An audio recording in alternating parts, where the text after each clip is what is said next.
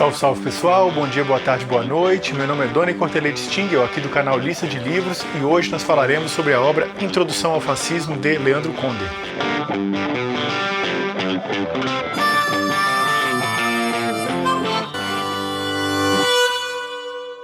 Antes de dar sequência, eu gostaria de pedir, se você puder e quiser, curta esse vídeo, se inscreva no canal, ative o sininho, isso é muito importante para a propagação do Lista de Livros aqui pelo YouTube. Aproveito para dizer que todos os trechos selecionados dos livros aos quais eu me referi estarão aqui no box de informações. Não percam não, porque são trechos muito legais, muito importantes, muito bonitos, muito relevantes para a compreensão da nossa sociedade. Eles estarão aqui no box de informações. E quem foi Leandro Conder? Bem, Leandro Conder foi um dos maiores intelectuais brasileiros do século XX. Ele se formou em Direito pela UFRJ, se doutorou em Filosofia pela mesma instituição. Ele era um profundo conhecedor dos mais variados campos da área de filosofia, um grande marxista. Ele era um profundo conhecedor de tudo que estava sendo, vamos dizer assim, lançado de mais relevante ao longo do mundo. Ele teve que se exilar durante a ditadura militar, então ele foi para a Alemanha e lá ele teve contato com as obras da Escola de Frankfurt assim que elas eram lançadas. Então é até interessante que o Leandro Conder, ele era um leitor tão alinhado com aquilo que se produzia no mundo que ele às vezes utiliza em seus livros expressões que apenas anos depois vieram a ser traduzidas aqui para o português e acabaram sendo, vamos dizer assim, popularizadas academicamente de maneira distinta. Vamos dar um exemplo. Nesse livro aqui, ele fala da indústria da cultura, quando nós falamos habitualmente indústria cultural. Ele se refere ao famoso livro de Adorno e Horkheimer, que na tradução brasileira, vamos dizer assim, né, avançando um pouquinho, tomando certa liberalidade, o tradutor utilizou como título Dialética do Esclarecimento. O Leandro Conder utilizou Dialética do Iluminismo, né, nesse livro, ou seja, aquela que seria a tradução mais normal, mais natural. Em outro livro do Conder, né, Hegel, A Razão Quase Enlouquecida, ele utiliza a expressão o ardil da razão, né, mas não, habitualmente os hegelianos se referem à astúcia da razão. A despeito dessas eventuais discrepâncias, o que acaba se evidenciando é a forma como ele era alinhado, né? Quando o livro já era lançado lá, ele já estava tendo acesso àquele material, já estava trabalhando em cima, já estava dialogando com ele e seus escritos, e livros que só chegariam aqui no Brasil muitos anos depois de o Leandro Conder ter tido contato com eles. Outra característica, né, que além de ser um dos grandes divulgadores marxistas brasileiros, ele também foi um dos grandes introdutores de Jorge Lukács aqui no Brasil, né? Claro, há grandes intelectuais brasileiros que são vinculados ao pensamento de Lukács, José Paulo Neto, Sérgio Lessa, etc. E eu deixo aqui embaixo também o site do falecido, né, infelizmente falecido, Instituto Jorge Lukács, que era um instituto que traduziu inúmeras obras do Lukács e as disponibilizava gratuitamente em seu site. Tanto o valor que eles cobravam era bem baratinho, quanto eles também disponibilizam. Então vou deixar aqui, não é pirata não, são PDFs disponibilizados gratuitamente, né, num esforço hercúleo e muito generoso por parte dos membros lá do Instituto Jorge Lukács. É interessante que há um prefácio nesse livro escrito pelo Mauriase que foi meu candidato no primeiro turno nas eleições de 2014, aliás. E o título desse prefácio é Nosso Guia na Floresta de Papel, o artífice da palavra clara. E de fato, este é um adjetivo que cai muito bem para o Leandro Conder. De fato, ele era um artífice da palavra clara. O Leandro Conder, ele não promovia grandes inovações teóricas em seus livros, não eram livros extremamente aprofundados, extremamente densos. Ao contrário, o papel dele era um papel introdutório, um papel esclarecedor, um papel divulgador. Mas essa divulgação não era uma divulgação vulgar, muito ao contrário. Suas obras tinham sistematizações muito bem elaboradas, tinha um rigor teórico muito preciso, uma seleção de fontes muito interessante, ele tinha clareza, ele tinha didática, é uma leitura muito precisa, uma leitura muito clara, é uma leitura, vamos dizer assim, que aquela pessoa que não precisa ser um especialista, não precisa ser, sabe, um doutor em filosofia para entender aquilo que o Leandro Conder está falando. Muito ao contrário, ele tem esse caráter de divulgar as ideias da filosofia, as ideias do marxismo.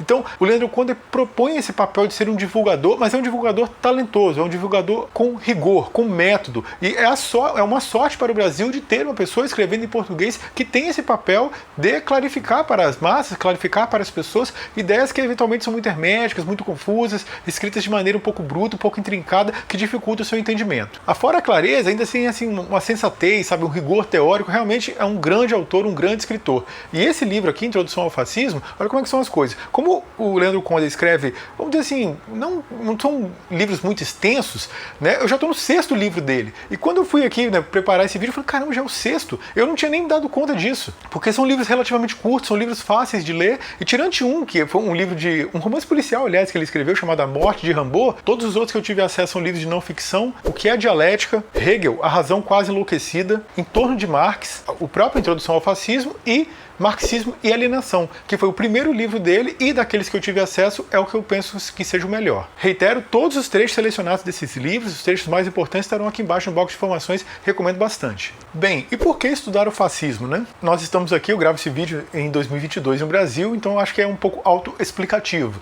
né? As circunstâncias, vamos dizer, que nós estamos vivendo no Brasil vão premindo, né, essa leitura, nem eram as leituras que eu gostaria de fazer agora, eu tinha outras que eu queria ter colocado na frente, mas acabei dando prioridade a elas para tentar compreender melhor o momento histórico que nós vivemos. Li, e já tem vídeo aqui no canal sobre o livro Aspectos do Novo Radicalismo de Direita, do Theodor Adorno, agora estou indo para esse do Leandro Conde e depois virão outros. Mas antes de nós propriamente falarmos do livro, é um pouquinho importante falar sobre categorias filosóficas. O que são categorias filosóficas? Talvez a pessoa que seja da área ou que está ali margeando a área da filosofia, da sociologia, já tenha escutado esse termo. Bem, ele tem várias apreciações ao longo do tempo, desde Aristóteles, desde Kant e vários outros grandes autores. Mas na linguagem filosófica corrente, categorias querem dizer regras ou estruturas convencionais que regem o uso dos conceitos. Então vamos dar um exemplo. Suponhamos uma cadeira. Quando alguém diz a palavra cadeira, né, o seu interlocutor ele já logo compreende. Olha, é uma estrutura, né, um objeto que tem um assento, que tem um apoio para as costas, né, independentemente dos variados tipos de cadeiras que existam. Então existe cadeira de madeira, existe cadeira de plástico, existe cadeira de aço, existe cadeiras com rodinhas, existe cadeira, né, de vários tipos, tipo escritório, tipo gamer, tipo presidente, etc, etc. Mas quando você fala cadeira, independentemente das peculiaridades que esse objeto tenha, você consegue ir a esse elemento que é indispensável, que é inerente, que é intrínseco, que é o fato de ser um objeto com assento e com apoio, para que uma pessoa possa se sentar. Então, quando nós nos utilizamos de uma categoria filosófica, nós nos utilizamos da mesma coisa. Nós dispensamos esses aspectos que são peculiares, que são individuais, que são arbitrários, e vamos tentar nos unificar naquele aspecto que é comum ao objeto ou fenômeno estudado. Nós nos atemos àqueles traços que são essenciais, que são inerentes, que são intrínsecos a esses objetos e fenômenos estudados, independentemente de eventuais peculiaridades individuais que eles possuam. Então suponhamos a categoria república. O que vai dissociar essa categoria, o que vai dissociar esse conceito filosófico de outros momentos governamentais que existiram ao longo da história da humanidade? Bem, em uma república, as pessoas elas têm direito a se candidatar, elas têm direito a votar, elas têm direito à voz, elas têm direito de substituir o governante de então. Não vai ser um governante apenas porque ele é filho de alguém, apenas que se legitima por causa de um suposto sangue nobre, etc. Numa república, os governantes passam pelo crivo do voto. Esta é uma característica nuclear, independentemente de existirem vários tipos de república, com várias peculiaridades, inclusive em seus primórdios, aquela república, vamos dizer assim, mais clássica, a qual nos remetemos, que é a república na antiga Grécia. Essa república era uma república muito diferente da nossa atual. Era uma república em que mulheres não votavam, que existia voto censitário, que era fundamentada na escravidão, ou seja, ela é uma república diferente do nosso modus operandi atual. E mesmo dentro do nosso mundo atual, você vai observar que existem países que são, por exemplo, republicanos, mas são presidencialistas, e outros que são parlamentaristas. E eventualmente, países republicanos presidencialistas, eles não vão permitir, por exemplo, a reeleição. A pessoa eleita ela não pode voltar ao poder. Outros países vão permitir apenas uma reeleição. Outros países, como os parlamentaristas, eles não vão ter limite para a duração de mandato de uma pessoa. Se o partido dele continuar sendo reeleito, ele pode morrer no cargo. Então, assim, existem peculiaridades, né, especificidades de cada regime republicano, mas existe algo nuclear, algo intrínseco que ocorre em todas essas formas de governo. E por isso nós podemos utilizar uma categoria filosófica. E o mesmo vai acontecer com esta categoria que nós deslindaremos agora, que é o fascismo. Em sua introdução, né, em seu prefácio, o professor Mauriasi, ele vai classificar muito bem, já vai dar assim um alerta muito grave, muito específico, muito interessante para o momento histórico no qual nós vivemos hoje. Presos à incapacidade de compreensão da distinção entre forma e conteúdo, os mais preocupados espíritos atormentados de liberais democratas ou seus jovens aliados recém-liberais e tardiamente democratas ficam à espera de uniformes marrons, camisas negras, suásticas e fácios, e deixam escapar manifestações muito mais substanciais. O culto pós-moderno do irracionalismo, combinado com a ostensiva retomada de um cientificismo neopositivista, o elogio dos sentimentos e instintos contra a razão, o pragmatismo renovado da realpolitik, a negação da teoria pela revigorada ofensiva daqueles que Zizek batizou de agnósticos da New Age e, principalmente, o brutal anticomunismo, o cínico preconceito de classe contra os trabalhadores e sua mais sofisticada e sutil, mas nem por isso menos brutal, expressão acadêmica na tese do fim do mundo do trabalho, e a suposta impropriedade do conceito de classe social como instrumento explicativo da sociedade contemporânea. Nos alertam que os cadáveres enterrados na Itália e Alemanha tiveram tempo de liberar sua alma. Capital monopolista em crise, imperialismo, ofensiva anticomunista, criminalização de movimentos sociais, decadência cultural, hegemonia da política pequeno-burguesa em detrimento da política revolucionária do proletariado, irracionalismo, neopositivismo, misticismo, chauvinismos nacionalistas acompanhados ou não de racismo. Não se enganem. Só posso alertar, como certa feita fez Marx, que esta fábula trata de ti. O termo fascismo, ou eventualmente você já deve ter escutado fascismo, né, que aí reproduz a forma como os italianos falam, né, ele se remete à palavra fascio. O fascio significa feixe. No antigo Império Romano, os magistrados, quando eles iam em determinados locais, eles eram precedidos por determinados funcionários, chamados litori. E esses litori, eles levavam uma espécie de machado com cabo comprido, e esse machado, ele era rodeado de feixes, de varas, atados bem firmemente, compondo uma espécie, sabe, de cilindro assim, de varas, que significavam tanto o poder imperial de decapitar os seus inimigos, quanto a unidade do povo em torno de sua liderança, né, firmemente atada ali em torno do machado. Esse era um símbolo do antigo Império Romano, e no século XIX, diversos grupos políticos se apropriaram dele, o ressignificaram, pegaram ele dando fins diversos, até que o Mussolini se apropriou de maneira mais efetiva desse símbolo, né, tornando o fascismo, né, ou o fascismo conhecido no mundo inteiro. Na página 53 desse livro, o Leandro Conde ele dá uma definição de fascismo muito interessante e muito importante e que vai servir como baliza para o resto do livro inteiro. O fascismo é uma tendência que surge na fase imperialista do capitalismo, que procura se fortalecer nas condições de implantação do capitalismo monopolista de Estado, exprimindo-se através de uma política favorável à crescente concentração do capital. É um movimento político de conteúdo social conservador, que se disfarça sob uma máscara modernizadora, guiado pela ideologia de um pragmatismo radical, servindo-se de mitos irracionalistas e conciliando-os com procedimentos racionalistas formais de tipo manipulatório. O fascismo é um movimento chauvinista, antiliberal, antidemocrático, antissocialista, antioperário. Seu crescimento num país pressupõe condições históricas especiais, pressupõe uma preparação reacionária que tenha sido capaz de minar as bases das forças potencialmente antifascistas, enfraquecendo-lhes a influência junto às massas, e pressupõe também as condições da chamada sociedade de massas de consumo dirigido, bem como a existência nele de um certo nível de fusão do capital bancário com o capital industrial, isto é, a existência do capital financeiro. Então, o Leandro Conde ele vai destacar como uma característica intrínseca dos movimentos fascistas o chauvinismo. E o que é o chauvinismo? O chauvinismo é uma espécie de entusiasmo irracional pelas coisas do seu próprio país. Você vai supô-lo como uma espécie de paraíso na Terra, vai ter uma visão absolutamente idílica do seu próprio país, e por outro lado vai ter um menoscabo, um desprezo, uma agressividade, uma hostilidade contra países estrangeiros. E é interessante porque o chauvinismo ele se dissocia radicalmente do nacionalismo. O nacionalismo é a defesa que grupos sociais fazem, eventualmente até governos fazem também, dos interesses estratégicos, das riquezas do seu próprio país contra a sanha imperialista que vem a tentar tomá-los. E vem tentar tomá-los através de privatizações, através de domínio das riquezas do próprio país, e os nacionalistas vão tentar defender os interesses estratégicos do seu território. Então, são movimentos muito diferentes. Os movimentos nacionalistas, muitas vezes, né, eles são movimentos de baixo para cima, né, que emergem em debates, em discussões, em um evolver, vamos dizer assim, eventualmente até revolucionário da condição social, né? Eu já destaquei aqui no vídeo, aliás, foi o primeiro vídeo sobre livro mesmo aqui do canal, que é o livro A Luta de Classes, do Domênico Lossurdo, que todas as grandes revoluções socialistas mundiais, a despeito do internacionalismo proletário de Karl Marx, foram revoluções com caráter fortemente nacionalista. Então ele se dissocia radicalmente, né, dos movimentos chauvinistas, que inclusive são movimentos normalmente de cima para baixo, né, são movimentos que as pessoas não têm a capacidade de participar, de decidir os destinos do movimento, nada disso. Aliás, você vai lembrar muito, você já deve ter visto esse movimento aí que esse pessoal vai com bandeira do Brasil, tentando puxar para eles, né, um símbolo nacional, tentando ressignificar como se a bandeira brasileira fosse uma bandeira fascista, né, tá longe de ser, muito ao contrário, ela é bandeira de todo um país, com todos os seus dramas e suas dificuldades, não é dessa coxa de fascista que que domina o Brasil hoje, não é deles a bandeira. Por outro lado, vocês vão observar que da mesma maneira que o Conde destaca aqui, esses movimentos, vamos dizer assim, vai ter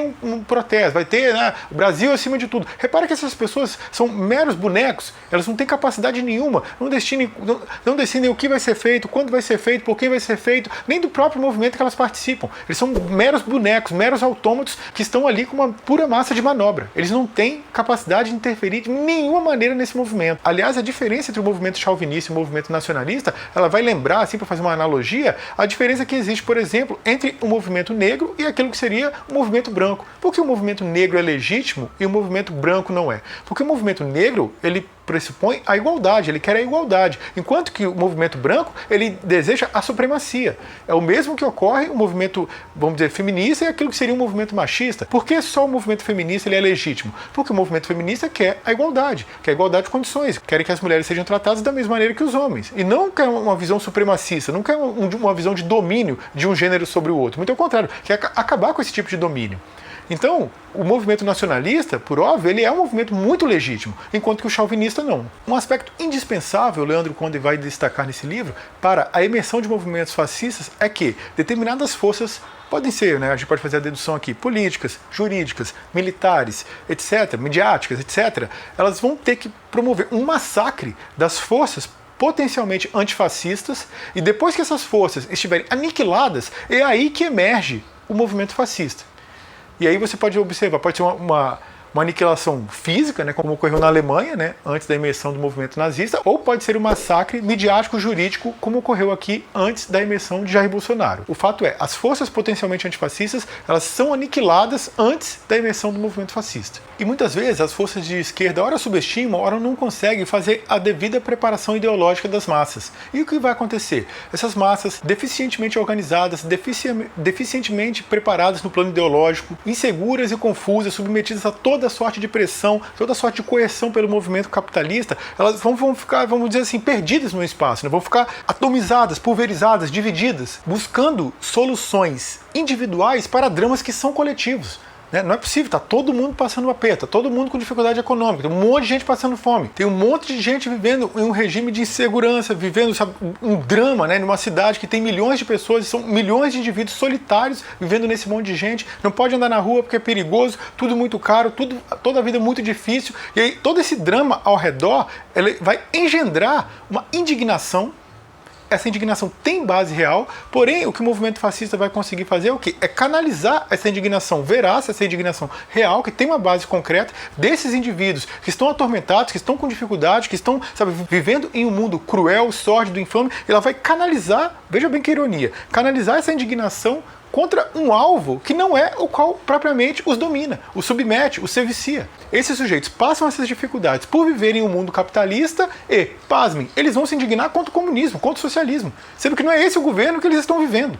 Ué, você percebe como é que há uma distorção, como é que a propaganda fascista ela vai conseguir canalizar essa indignação para um alvo aleatório, para um alvo que não é o que está efetivamente engendrando essa dificuldade? Então, o movimento fascista ele se aproveita dos efeitos do próprio regime capitalista, o fato de dividir as pessoas, de pulverizá-las, de atomizá-las, de gerar uma enorme concentração de renda, uma enorme desigualdade social e toda a indignação daí resultantes. E o movimento fascista, na média, é um movimento que começa fundamentado nos pequenos burgueses e nas chamadas camadas médias da população, né, na classe média da população. Outra característica intrínseca ao movimento fascista, o Leandro Conde vai destacar, é a propaganda. O regime fascista é o regime da propaganda. Ele vai se utilizar lá, ele já se utilizara desde os primórdios, né, lá no início da propaganda, quando os capitalistas estavam tentando de alguma maneira influenciar as pessoas a se tornarem consumidores, influenciar uma espécie de conduta do consumo. Eles vão se apropriar daquelas ferramentas de propaganda para criar uma espécie de novo mundo, né, no qual o mais importante é a forma e não o conteúdo, na qual a propaganda ela vai conseguir manietar, vai conseguir manipular, vai conseguir enganar dezenas de milhões de pessoas. E a propaganda tem uma importância tão grande que ela vai, vamos dizer assim, redundar em coisas que são assim, impossíveis até de se compreender. Vamos dar alguns exemplos aqui do nosso período histórico. O Bolsonaro, Ele é um sujeito, vamos dizer assim, né, que não pode de nenhuma maneira, para quem tem um mínimo de bom senso, um mínimo de cérebro, ele pode ser um representante da família. É um sujeito absolutamente boquirroto, já ameaçou a mulher teve que fugir do Brasil porque ele estava ameaçando-a fisicamente, depois eles se reentenderam, mas houve um momento que a mulher teve que fugir porque ele estava ameaçando de matá-la. Se casou várias vezes, teve filho fora de casamento, então assim, quando eles... Imagina um sujeito que vai se propor que Bolsonaro é um defensor da família. Isso não faz sentido nenhum. Entretanto, a propaganda fez isso. E ele, veja bem, se candidatava contra o Fernando Haddad. O Fernando Haddad é um sujeito que, assim, aquele genro que qualquer pessoa quer ter. Né? Um sujeito ser todo certinho, sabe, todo quadradão, que tem a mesma mulher há décadas, tem um casal de filhos, ele é todo certinho. Quem entre esses dois personagens poderia representar a família?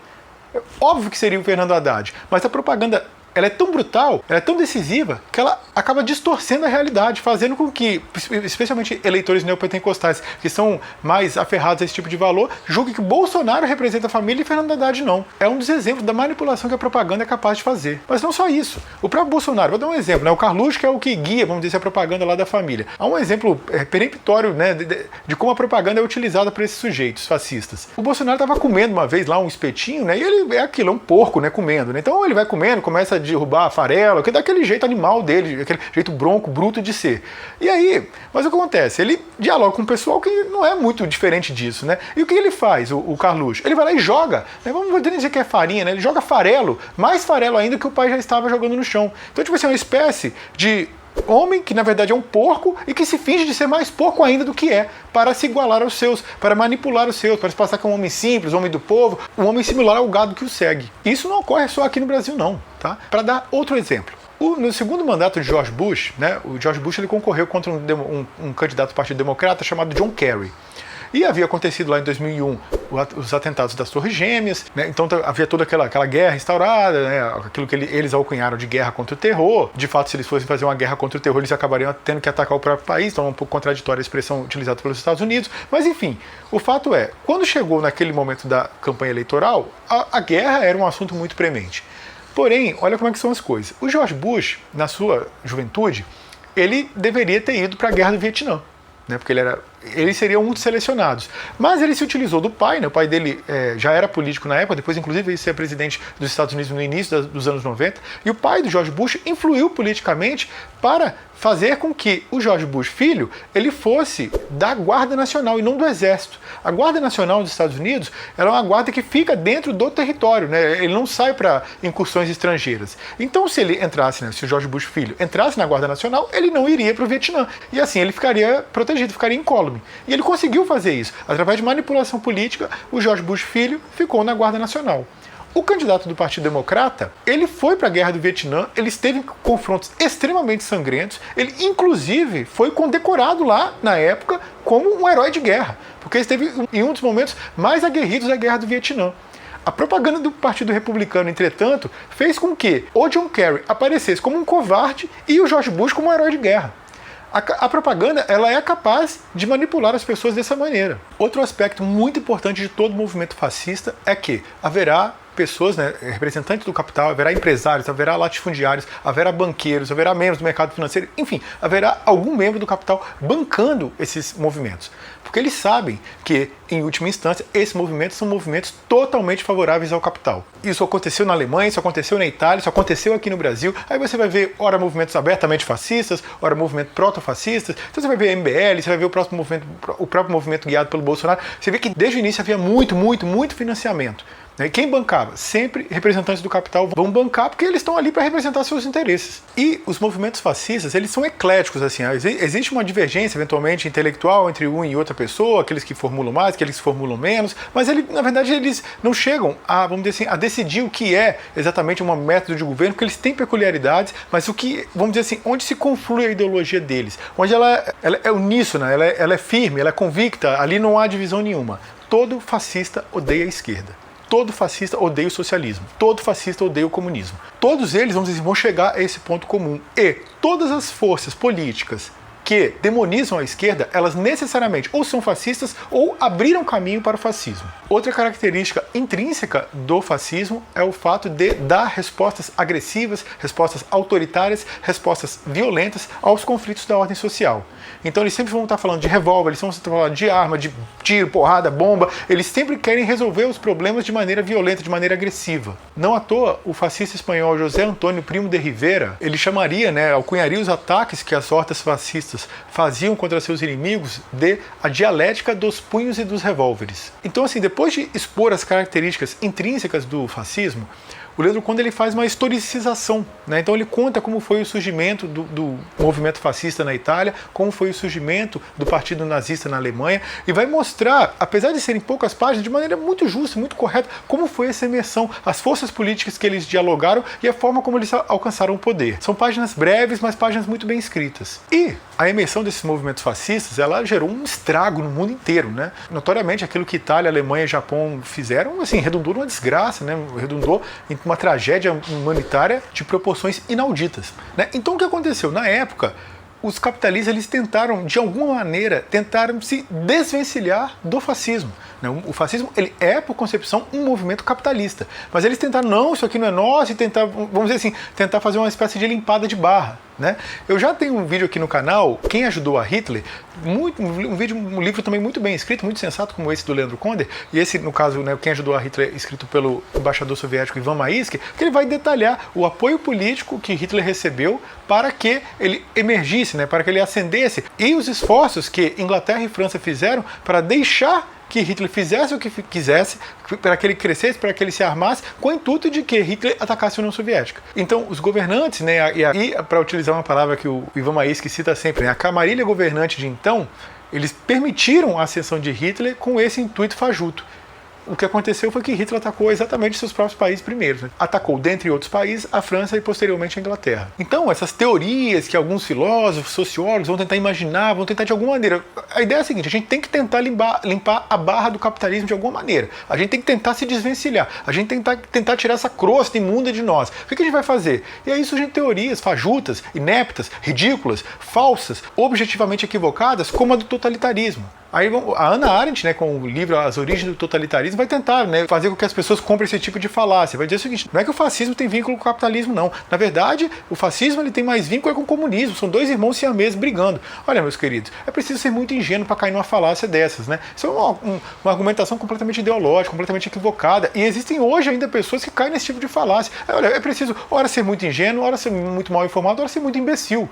Na verdade, a própria Hannah Arendt não ia conseguir dar conta de explicar, como aliás é uma das múltiplas inconsistências de seus escritos, o apoio que os países ocidentais, então, naquele momento em que ela estava escrevendo, davam ao regime fascista de Franco na Espanha, davam ao regime fascista de Salazar em Portugal, davam a todas as ditaduras militares existentes na América Latina, davam ao regime do apartheid na África do Sul, davam a guerra na Argélia, a guerra colonialista da França na Argélia, que dizimou o povo argelino, davam aos múltiplos crimes de guerra que os Estados Unidos faziam lá no Vietnã, ou seja, uma série de contradições, enquanto ela está lá falando de totalitarismo. E ela que está falando de totalitarismo não fala de totalitarismo na ditadura militares aqui na América Latina. Por quê? Porque era apoiado pelos Estados Unidos. Não fala no apartheid. Por quê? Porque era apoiado pelos Estados Unidos. Não fala contra Portugal e Espanha fascistas. Por quê? Porque eram apoiados pelos Estados Unidos. Então, eram apoiados pelos capitalistas. Então esses ideólogos vão tentar distorcer a realidade para se eximir de responsabilidade, eximir o capitalismo das suas responsabilidades. É bom lembrar a frase muito famosa de Max Horkheimer: quem não quer falar do capitalismo deveria calar-se sobre o fascismo.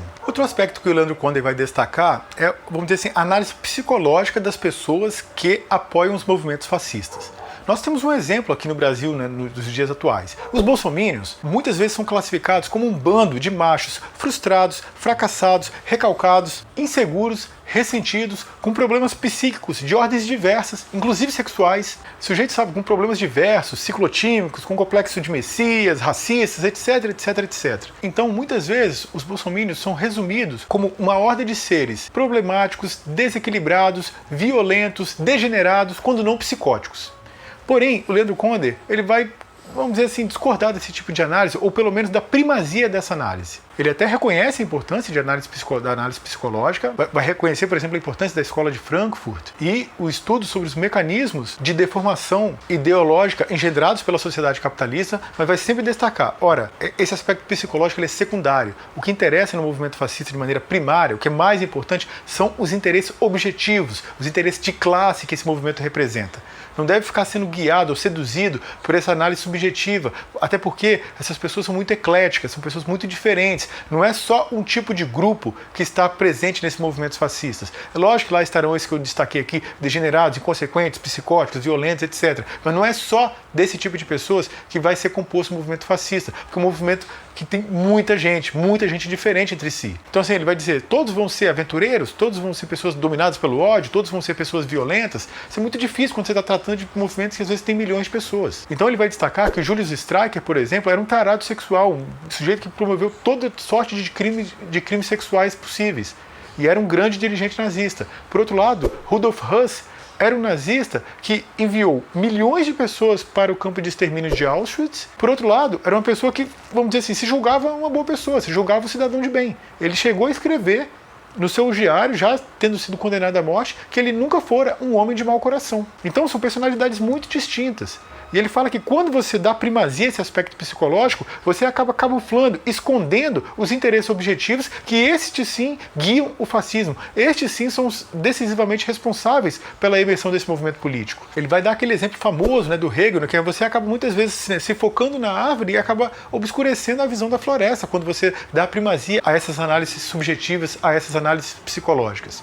E outros que contribuíram para esse tipo de visão de mundo foram os biógrafos de Hitler e de Mussolini. Mesmo que às vezes sem querer, mesmo que eventualmente dê informações interessantes sobre a vida cotidiana desses personagens, o Leandro Conde faz questão de destacar quão errática é essa visão, como é uma concepção idealista da história, o fato de você imaginar que esses sujeitos fizeram assim ou assado porque eram caprichosos, porque nasceu desse jeito, porque o pai tratou daquele jeito. Não é isso. Eles estavam ali representando interesses objetivos, interesses concretos. E é por isso que chegaram tão longe, é por isso que puderam fazer o que fizeram. Até porque, né, lá no livro do Adorno ele vai destacar, né, algumas pessoas vão dizer assim, ficar mais calmas quando vão tentar imaginar que Hitler era um louco. Bem, a gente pode complementar. Sim, Hitler era um louco. E dezenas de milhões de pessoas seguiram esse louco por quê? Isso que tem que ser estudado. Não é porque o quê? Essa loucura se contagiou, né? Era uma pandemia de loucura, dezenas de milhões de loucos seguindo ele. Que negócio é esse? Isso não explica nada. Então, supervalorizar as ações pessoais de Hitler e Mussolini e de outros líderes fascistas acaba por obnubilar o processo histórico que está engendrando esse tipo de liderança. Que, se tivesse lá, adotaria as políticas fascistas em seu núcleo similares, mas poderiam ter um ou outro elemento um pouquinho diferente. E assim o faz ao longo da história. Porque é assim que se classifica, é bom lembrar, uma categoria filosófica. E o pior, muitos desses biógrafos ele vai destacar, eles vão incorrer no equívoco de acreditar naquilo que a propaganda fascista falava desses líderes. O próprio Horkheimer, no livro Eclipse da Razão, ele vai destacar que é preciso tomar cuidado, que esses grandes ídolos dos nossos dias, eles não são ídolos genuínos. São pessoas que, vamos dizer, a propaganda deformou aquilo que elas realmente é, como nós já tivemos a oportunidade de destacar aqui. Então é preciso muito cuidado, Leandro Conde vai bater repetidamente para não deixar que esses aspectos psicológicos e subjetivos tomem uma primazia, quando na verdade o que deve ter primazia é a análise objetiva, a responsabilidade de determinadas organizações políticas e de seus financiadores na imersão do fascismo. Aqui no Brasil esse exemplo é peremptório.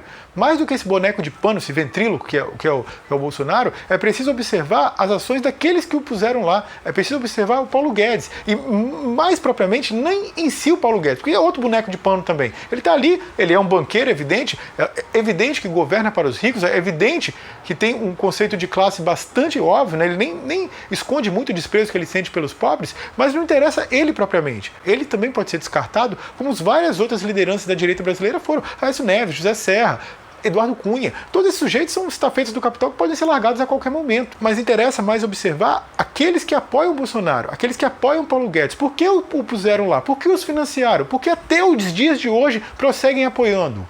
Vamos ter claro.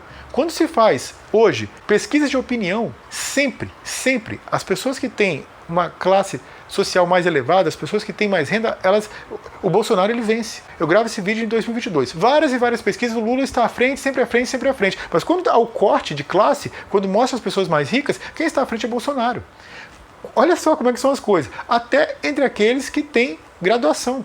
Quando pega só aqueles que têm graduação, Bolsonaro está na frente. Mas por que ele está na frente entre os que têm graduação? É porque há uma diferença muito grande entre ser graduado e ser letrado. A diferença entre quem é graduado e entre quem é letrado é a mesma diferença que existe entre o céu e a terra. Então esses sujeitos, mesmo depois do genocídio promovido durante a pandemia, mesmo depois dos mais desastrados feitos desse governo, mesmo depois de todos os atos de corrupção à torta e à direita, que é o governo mais corrupto da história, superando até o de Fernando Collor de Mello, ainda assim o capital segue apoiando Bolsonaro firmemente. Então, mais do que ter desprezo por Bolsonaro e suas eventuais peculiaridades, a sua escrotidão, o fato de ser um degenerado, ser um bronco, mais do que ter indignação contra esse sujeito, é interessante observar quem o apoia, quem o financia, quem o manteve, quem o pôs lá e quem o mantém lá. Se nós não tivermos esse tipo de análise, a gente vai ter uma análise idealista, uma análise, sabe, que não vai à raiz das coisas, não é uma análise radical, né? Não vai ser uma análise dialética. Outro aspecto importante que o Leandro Conde vai destacar é que não há fascismo sem apoio militar. O fascismo pressupõe uma militarização da sociedade. Entretanto, aquilo que nós falamos aqui sobre Bolsonaro e Paulo Guedes cabe ao mesmo caso. Os militares, eles não têm o comando, eles não têm o efetivo poder. Nem quando, aliás, estiveram no governo. Há uma diferença muito grande entre deter o governo e deter o poder.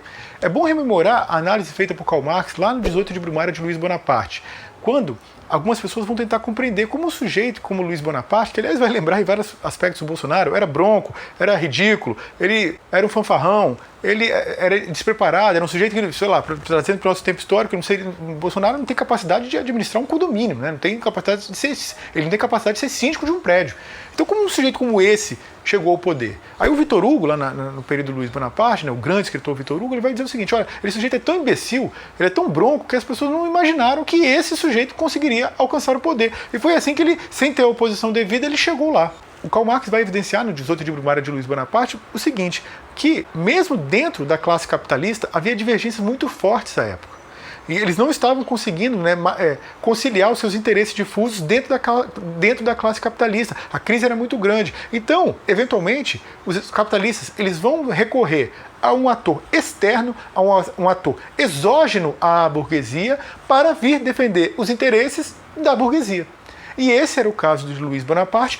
Este foi o caso, por exemplo, dos militares aqui no Brasil. Os militares não eram burgueses por excelência, mas eles estavam ali para representar quem? Eles estavam ali para sujar as mãos de sangue, apear o poder político para que a burguesia continuasse no poder sem absolutamente nenhum tipo de incômodo, né? Mesmo que eles não fossem, por excelência, reitero, burgueses. Então, assim, para fazer um balanço do livro, o livro é agradável, o livro é um bom livro, ele tem uma leitura muito rápida, porque vou mostrar aqui, são muitos capítulos, aí logo já abre um capítulo, aí logo já passa para outro capítulo, que eventualmente ainda abre uma nova página. Ele foi lançado aqui no Brasil, né, pela Expressão Popular, a leitura é muito agradável, muito fácil, muito simples, a letra tem um bom tamanho. Acho que ela ficou um pouquinho amarela cedo demais, daqui a pouco eu vou ter que dar uma lixadinha aqui nessas páginas, mas a editora está de parabéns pelo lançamento do livro. Alguns pontos que são necessários destacar sobre a obra é que essa introdução ao fascismo foi escrito quando o Leandro Conde estava no exílio, então isso foi lá na década de 70. Então, assim, algumas partes do livro são anacrônicas, né? Quando ele trata, por exemplo, naquele momento histórico, os governos faziam amplos investimentos na economia, era um momento que o keynesianismo dominava, né, os governos ao longo do mundo inteiro. Hoje, né, aliás, lá no final da década de 70 o negócio começou a virar, e desde a década de 80 é o neoliberalismo que domina o mundo quase por completo. Existem algumas exceções na China, Coreia do Sul, etc., que não à toa, né, se desenvolve economicamente muito mais do que outros países. O Leandro Conde trata na época de países socialistas de então, né, que hoje já não são mais existentes, especialmente na antiga União Soviética e países não aliados, Iugoslávia, etc. Uma coisa que eu achei assim, um pouquinho estranha é que o Leandro Conde ele prima pela clareza, né, um autor que, como eu destaquei aqui no início, um autor muito didático. Mas algumas citações que ele faz no idioma original e não põe a tradução. Eventualmente ele põe, eventualmente não põe. E como são muitos idiomas, italiano, francês, espanhol, inglês, vários idiomas que ele vai citando, é difícil que uma pessoa domine tantos idiomas assim, né? Então, para um autor que prima pela clareza, acho que todas essas citações, mesmo quando são em espanhol, que é um idioma irmão do nosso, eu acho que elas deveriam estar inseridas aqui, se não foi feito pelo autor, deveria ser feito pela editora. Por fim, o Leandro, quando ele faz um balanço no final do livro, que lembra muito aquela famosa frase do Bertolt Brecht, né, dizendo que a cadela do fascismo está sempre no cio. Então ele aponta ali os riscos do fascismo no momento histórico que ele vivia. E para o nosso momento histórico, dizer que a cadela do fascismo está no cio, eu acho que é pouco. Porque essa cadela já teve filhotes, esses filhotes foram muito bem alimentados, eles já estão aí, sabe, babando, raivosos aí pelas ruas, espalhados aos milhões aí pelo Brasil. Mas, naturalmente, tudo que eu expus aqui foi apenas a minha singela opinião e eu gostaria de saber a sua. Você conhece esse livro do Leandro Conde? Conhece outro livro desse grande intelectual brasileiro? Conhece outra obra sobre o fascismo? Concordou com a visão que eu expus aqui? Discordou? Comente à vontade aqui embaixo. É isso, um forte abraço, um beijo no coração e até a próxima. Tchau, valeu!